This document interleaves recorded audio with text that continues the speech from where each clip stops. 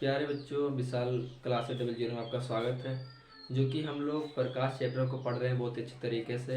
एक एक स्टेप को पढ़ रहे हैं, छोटी छोटी वीडियो में डाल रहा हूँ इसीलिए क्योंकि बच्चों को समझ में आना चाहिए प्रकाश।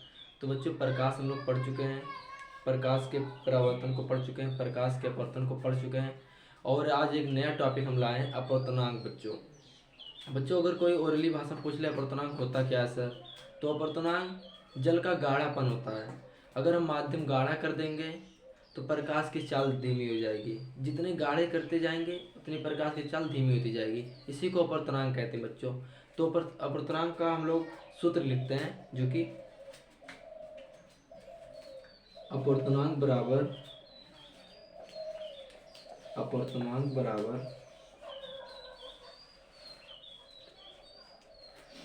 निर्वात में प्रकाश की चाल या वेग, निर्वात में प्रकाश की चाल,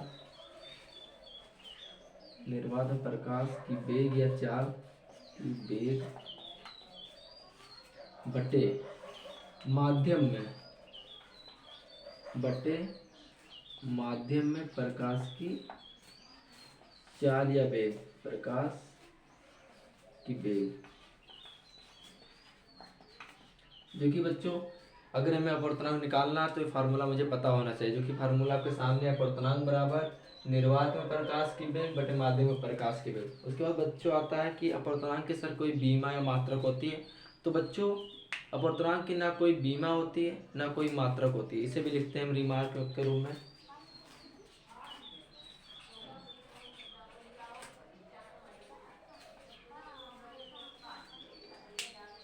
क्योंकि बच्चों अपवर्तनांक की ना तो बीमा होती है, अपवर्तनांक अपवर्तनांक बीमाहीन, अपवर्तनांक बीमाहीन तथा मात्रकहीन, तथा मात्रकहीन राशि है, मात्रकहीन राशि है, मात्रकहीन राशि। उसके बाद बच्चों आता है अपवर्तनांक। सर हमारे हमारे जीवन में अपवर्तनांक का यूज क्या है, जो कि बच्चों अपवर्तनांक हमारे जीवन में बहुत महत्वपूर्ण यूज है। जैसे अपवर्तनांक के द्वारा ही हम किसी माध्यम की सघनता और विरलता का पता लगाते हैं, तो उसको भी हम लोग लिखते हैं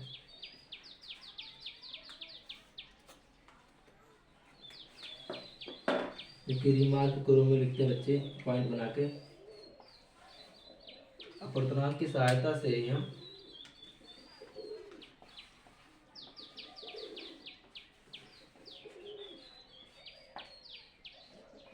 अपवर्तनांक की सहायता से ही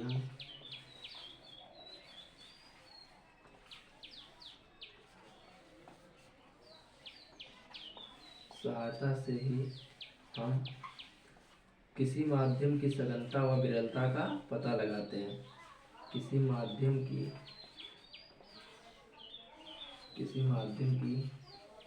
सघनता व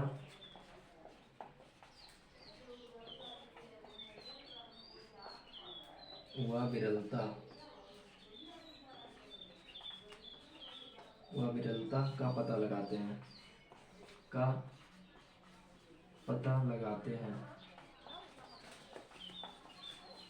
पता लगाते हैं, तो बच्चों अगर आपसे कोई पूछे सर अपवर्तनांक का सर यूज क्या करेंगे, तो बता देना सिंपल भाषा में कि सर अपवर्तनांक के द्वारा ही हम किसी माध्यम में सघनता व विरलता का पता लगाते हैं।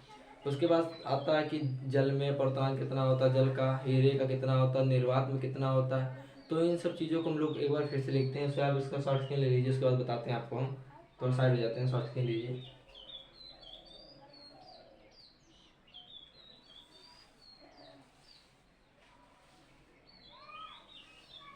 देखिए बच्चों, आप लोग शॉर्ट स्क्रीन ले चुके होंगे, इसको मिटाते हैं हम।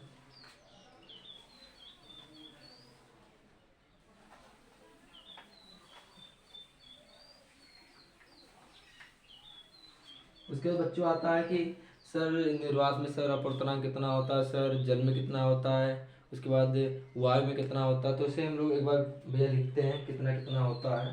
तो लिखिए, लिखिए निर्वात में अपवर्तनांक, निर्वात में अपवर्तनांक। बच्चों लिखिए, बहुत इंपॉर्टेंट है, जो कि निर्वात में अपवर्तनांक कितना होता है बच्चों, 1 होता है। उसके बाद भैया हम लोग लिखते हैं हवा में अपवर्तनांक, हवा में अपवर्तनांक, हवा में अपवर्तनांक जो कि बच्चों इसमें होता है 1.008। उसके बाद बच्चों फिर क्या किसमें लिखना है, लिखना है जल में, जो कि बच्चों लिखेंगे जल में अपवर्तनांक, जल में अपवर्तनांक,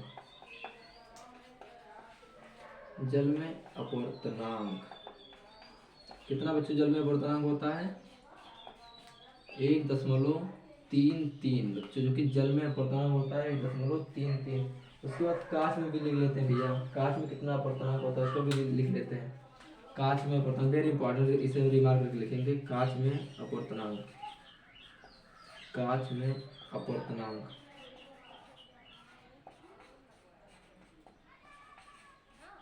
जो कि बच्चों कांच में अपवर्तनांक होता है 1.25। बच्चों इसका आप लोग शॉर्ट स्क्रीन लीजिए, बहुत ही इंपॉर्टेंट टॉपिक है, आरआरबी, ग्रुप डी, एनटीपीसी किसी भी एग्जाम के लिए बहुत ही इंपॉर्टेंट टॉपिक है, इसका शॉर्ट स्क्रीन आप लोग लीजिए।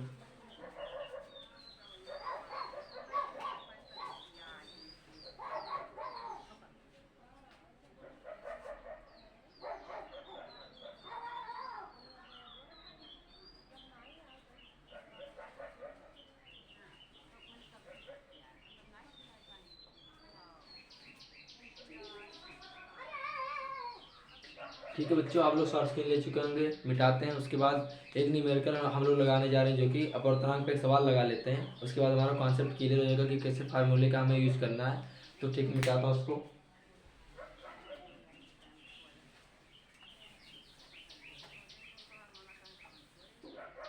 देखिए बच्चों क्वेश्चन आपके सामने है, जो कि यह है आरआरबी ग्रुप डी की किताब, जो कि इससे हम क्वेश्चन कराएंगे, जो कि हाल ही का सब क्वेश्चन इसमें दिया है। तो पहला क्वेश्चन लिखते हैं अपवर्तनांक का।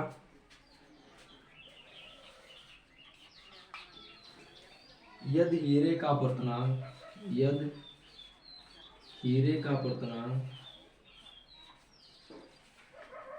यदि हीरे का अपवर्तनांक, यदि हीरे का अपवर्तनांक 2.42 हो तो हीरे में उसकी, हीरे में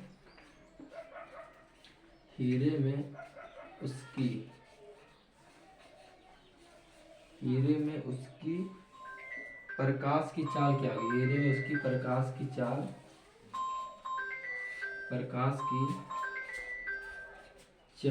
क्या होगी,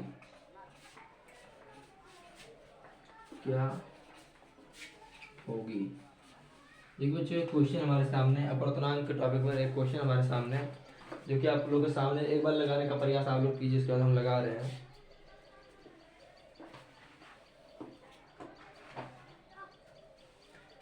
तो बच्चों देखिए क्या कह रहा है क्वेश्चन, पहले क्वेश्चन को समझिए, क्वेश्चन की भाषा क्या, क्वेश्चन क्या कहना चाह रहा है। तो क्वेश्चन देखिए, पढ़ता हूँ एक बार। यदि हीरे का अपवर्तनांक 2.42, जो कि हीरे का अपवर्तनांक 2.42 होता भी है, इसे मैं लिखा है नहीं, ये क्वेश्चन मुझे बताना था तो क्वेश्चन में आएगा, मुझे पता था, तो इसीलिए आप लोग लिख सकते हैं हीरे का अपवर्तनांक 2.42 होता है।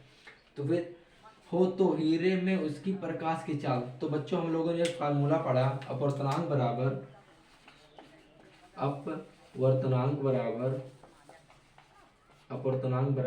हमने फार्मूला पढ़ा, निर्वात में प्रकाश की चाल, निर्वात में प्रकाश की चाल बटे माध्यम में प्रकाश की चाल, देखिए बच्चों हम लोग ये फार्मूला पढ़े। उसके बाद हमें क्वेश्चन में दे रखा है यदि हीरे का अपवर्तनांक कितना दिया, अपवर्तनांक 2.42 दिया है, बराबर निर्वात में प्रकाश की चाल कितना होता है 3 × 10⁸ मीटर पर सेकंड, ठीक, बटे हमें क्या निकालना, माध्यम में प्रकाश की चाल, हमें निकालना माध्यम में प्रकाश की चाल।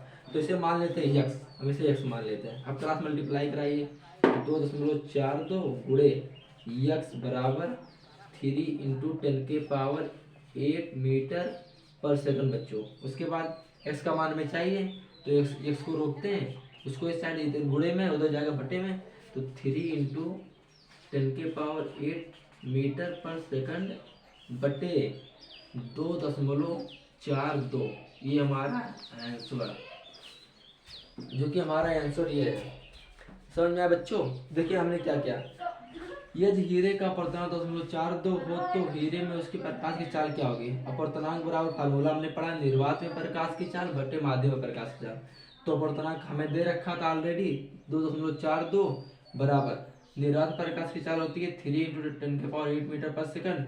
हमें माध्यम में प्रकाश की चाल निकालना था तो हम इसे x मान लिए। उसके बाद क्रॉस मल्टीप्लाई कराएं तो 2.42 × x बराबर 3 × 10⁸ मीटर पर सेकंड। तो x बराबर हो गया 3 × 10⁸ मीटर पर सेकंड बटे, यहाँ गुणे में था उधर बटे, हमारा आंसर जो कि आप इसका शॉर्ट स्क्रीन लीजिए बच्चों।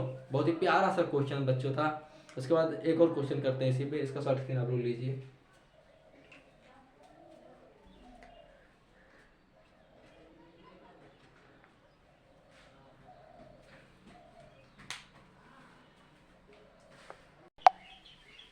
हाँ तो बच्चों, जो कि सवाल का आप शॉर्ट स्क्रीन ले चुके होंगे, मिटाते हैं इसे हम, उसको दूसरा सवाल करते हैं इसी पे।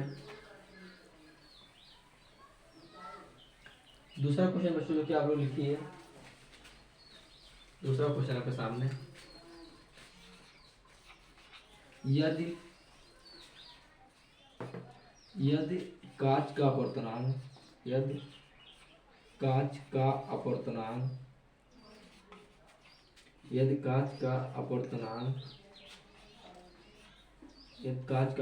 1.5 है, तो इस कांच का अपर्तनांक 1.5 है तो उसकी प्रकाश की चाल कितनी होगी? तो उसकी माध्यम में प्रकाश की चाल, तो उसकी माध्यम में प्रकाश की चाल, माध्यम में प्रकाश की चाल क्या होगी? प्रकाश की चाल क्या होगी? देखिए बच्चों, सेम टू सेम वही क्वेश्चन है, बस आंकड़े बदल दिए हमने। सेम टू सेम क्वेश्चन है, इसीलिए मैं करा रहा हूँ 2 क्वेश्चन, क्योंकि आपको एकदम पूरा अच्छे तरीके से आ जाए अप्लाई करना। तो ठीक है, हम मानते हैं अपर्तनांक हमारा यन है पहले फार्मूले से। उसके बाद इसमें प्रकाश की चाल हम लोग लेते हैं 3 × 10⁸ मीटर पर सेकंड, ठीक है यहाँ तक, बटे माध्यम में निकालने के लिए x मानते हैं। ऑलरेडी हमें कांच का अपर्तनांक दे रखा है 1.5, ठीक है 1.5 रख लेते हैं यहाँ पे। फिर यहाँ पे 3 × 10⁸ मीटर पर सेकंड, उसके बाद बटे x, फिर मल्टीप्लाई कराते हैं तो 5 गुणे x बराबर 3 × 10⁸ मीटर पर सेकंड। उसके बाद x का मान निकालते हैं, x बराबर हो जाएगा बच्चों 3 × 10⁸ मीटर पर सेकंड बटे 1.5, जो कि हमारा आंसर आपके सामने है। बहुत ही प्यारा सा क्वेश्चन, जो कि ये एग्जाम में आपको आरआरबी ग्रुप डी में देखने को मिल सकता है। फिलहाल पूछा भी है बहुत बार, लेकिन इस बार भी आने के बहुत ज़्यादा चांस है इस टॉपिक से क्वेश्चन, जो कि इसका आप लोग शॉर्ट स्क्रीन लीजिए और उसके बाद आगे बढ़ते हैं हम लोग।